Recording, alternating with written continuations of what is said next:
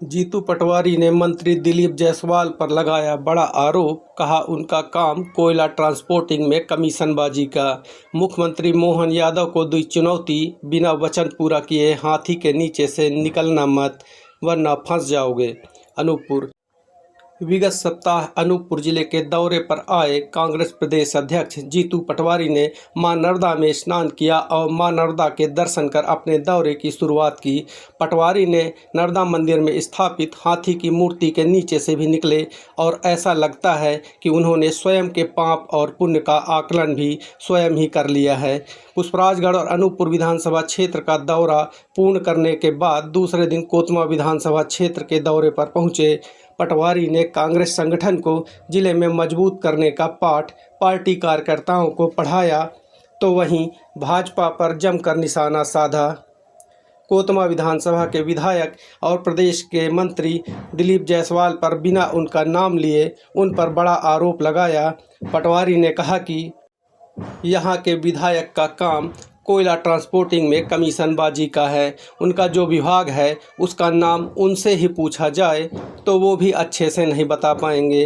विभाग कुछ नहीं है, सिर्फ मंत्री का तमगा बस है।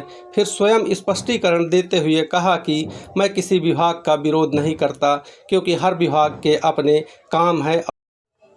कांग्रेस अध्यक्ष यहीं पर नहीं रुके, उन्होंने प्रदेश के मुख्यमंत्री मोहन यादव को भी चुनौती दी कि अपना वचन पूरा किए बिना हाथी के नीचे से निकल मत जाना, नहीं तो फंस जाओगे। कुछ लोगों की मान्यता है कि नर्मदा मंदिर में स्थापित हाथी की प्रतिमा के नीचे से वही व्यक्ति निकल सकता है जिसने कोई पाप ना किया हो। जो व्यक्ति पाप किया होता है वह प्रतिमा में फंस जाता है। हालांकि किसी के प्रतिमा में फंसने का कोई मामला अब तक नहीं आया है। हाथी के नीचे से निकलने को लेकर यह मान्यता है कि मां नर्मदा के दर्शन के पूर्व मां नर्मदा को दंडवत प्रणाम किया जाता है और मां का दर्शन किया जाता है। अनुपम सिंह, पब्लिक प्रवक्ता।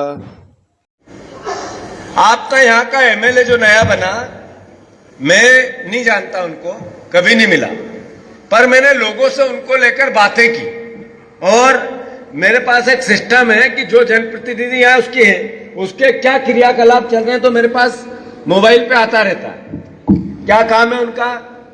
जितना कोयले का ट्रांसपोर्ट है उसमें कमीशनबाजी, सही है कि गलत? क्या काम है उनका? कांग्रेस के नेताओं को अलग अलग तरीके से दबाना, डराना, धमकाना, सही है कि गलत? क्या काम है उनका कि जो ये लेबर होती है इनके कॉन्ट्रैक्ट में भी हेराफेरी करना। जो कोल में 75% कोल जितनी भी इंडस्ट्री होती है उसमें स्थानीय व्यक्तियों को जगह मिलनी चाहिए, पर 25% भी स्थानीय नहीं होता है, 75% बाहर के, 70% बाहर के होते हैं, सही है कि गलत? जो मंत्री जी बने, उनके पास जो विभाग है उसका नाम उनसे भी अगर ढंग से पूछो तो याद नहीं, ऐसा विभाग है, चिंता मत करना। मतलब उसकी हर विभाग की अपनी एक महत्व होता है, मैं उसका बुराई नहीं करता हूं, पर विभाग का काम कुछ नहीं है, केवल मंत्री का तफ्ता है। एक साल में कितना विकास हुआ कोतमा का? 0। एक साल में क्या भारतीय जनता पार्टी की सरकार बनी तो उन्होंने कहा था मैं धान का दाम 3100 दूंगा, देने लगे क्या? 2700 गेहूं का दूंगा, देने लगे क्या? 3000 बहनों को दूंगा, देने लगे क्या? 450 का गैस सिलेंडर देंगे, देने लगे क्या? 6000 सोयाबीन का बोला, फिर बहनों को 3000 देने का बोला। जो बोला एक नहीं किया।